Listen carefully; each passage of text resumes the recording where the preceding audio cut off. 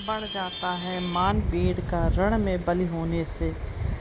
मूल्यवती होती है सोने की भस्म यथा सोने से।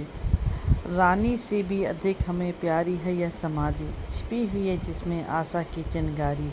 खूब लड़ी मर्दानी वह तो झांसी वाली रानी थी, यहीं कहीं पर बिखर गई थी वे विजय भरी माला से। खूब लड़ी मर्दानी वह तो झांसी वाली रानी थी। रानी लक्ष्मीबाई का रण में बलि होने से। रानी लक्ष्मीबाई उत्तर भारत में स्थित मराठा शासित झांसी राज्य की रानी थी। उनके पिता बिठूर के पेशवा दरबार में काम करते थे और उनके नाम और प्रभाव के कारण ही लक्ष्मीबाई को दूसरी औरतों की तुलना में ज्यादा आजादी दी गई। उन्होंने आत्मरक्षा, घुड़सवारी और तीरंदाजी का अध्ययन भी किया था और यहाँ तक कि उन्होंने दरबार में अपनी सहेलियों के साथ एक सेना भी बनाई थी। 1842 में 7 साल की लक्ष्मीबाई का विवाह झांसी के महाराजा राजा गंगाधर राव नेवालकर के साथ हुआ था। 1851 में उन्होंने अपने बेटे दामोदर राव को जन्म दिया, लेकिन लगभग 4 महीने की उम्र में ही उसकी मृत्यु हो गई। बच्चे की मृत्यु के बाद झांसी के राजा और रानी ने आनंद राव को गोद लिया। ऐसा कहा जाता है कि गंगाधर अपने बेटे की मृत्यु से कभी नहीं उभर पाए और 21 नवंबर 1853 को इसी कारणवश उनका देहांत हो गया। यहीं कहीं पर बिखर गई। उस समय भारत के गवर्नर जनरल लॉर्ड डलहौजी ने ब्रिटिश साम्राज्य को फैलाने के लिए झांसी के इसी दुर्भाग्य का फायदा उठाने की कोशिश की।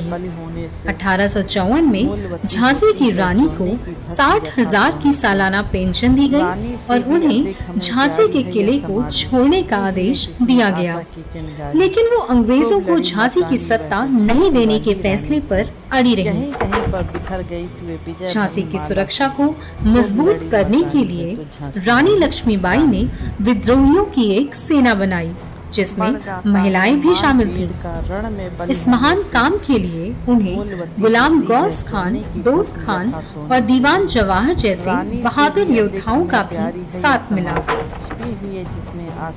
युवा दामोदर राव और अपने अन्य सैनिकों के साथ रानी कालपे की ओर बढ़ी, जहां वह तात्या तोपे के साथ दूसरे विद्रोही बलों में शामिल हो गई।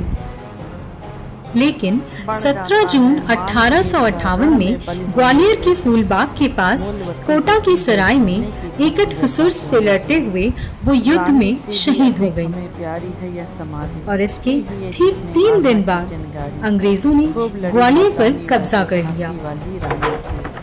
लड़ाई की ब्रिटिश रिपोर्ट में जनरल सर ह्यू रोज ने लिखा था कि रानी अपनी सुंदरता, चतुराई और दृढ़ता की वजह से सभी विद्रोहियों में से सबसे खतरनाक थी। उनके पुत्र आनंद राव, जिनका नाम बाद में दामोदर राव हो गया, अंत में अपनी मां के सहयोगियों के साथ भाग निकले। खूब लड़ी मर्दानी वह तो झांसी वाली रानी थी।